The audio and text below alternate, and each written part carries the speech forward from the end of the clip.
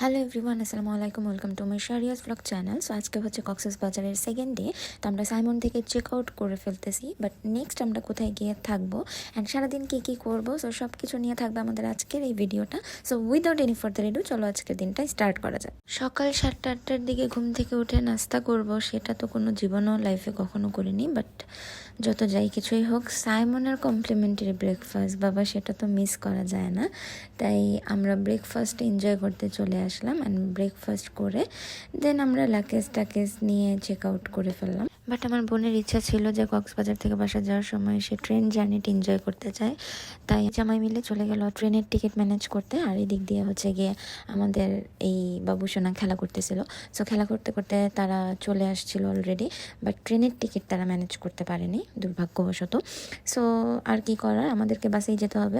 তো এখান থেকে আমরা ডিরেক্ট চলে গেলাম লাঞ্চ করার জন্য, কজ অলমোস্ট লাঞ্চের টাইম হয়ে গিয়েছিল। লাঞ্চের জন্য চলে এসেছিলাম শালিক রেস্টুরেন্টে। তো এখানে আমরা পাহাড়ি মুরগি অ্যান্ড হচ্ছে গিয়ে লইটা ফ্রাই, ডাল, সবজি এগুলো নিয়েছিলাম। তো শেষ করে চলে যাচ্ছিলাম আমাদের নেক্সট গন্তব্যে। আমরা হচ্ছে গিয়ে নেক্সট আজকে যেখানে থাকবো সেটা হচ্ছে Mermaid Eco Resort. So right now we are on Mermaid Eco resort.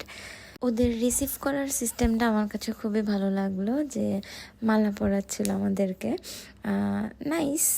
আমি একটু আমার জামাইয়ের সাথে রাগ করেছিলাম, কজ ও সঠিক টাইমে সঠিক ক্লিপ নিতে পারে না দেবে। সো এই মারমেড ইকো রিসোর্টে আমরা একদিনের জন্য আজকে আমাদের একটা রুম পারচেস করেছি অ্যান্ড যেটার প্রাইস পড়েছে ৩,২৫০ টাকা। রুমে যেতে যেতে ওদের ফুল রিসোর্টটা আমরা ঘুরে দেখতেছিলাম কি আছে।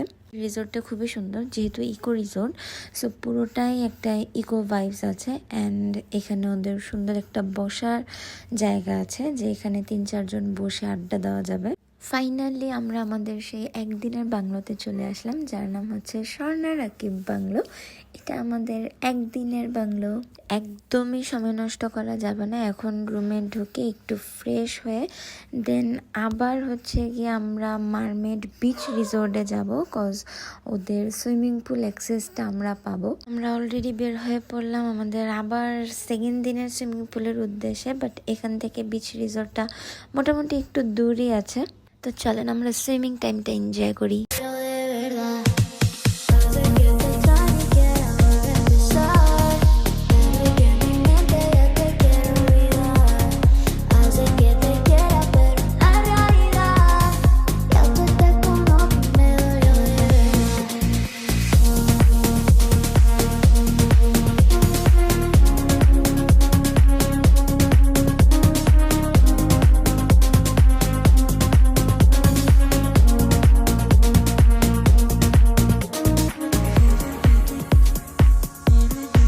তো সুইমিং শেষ করে দুই বোনে মিলে একটু রং ঢং করে আমরা চলে গেলাম ডিনার করার জন্য, কজ প্রচুর পরিমাণের খিদা লাগছে সুইমিং করার পর।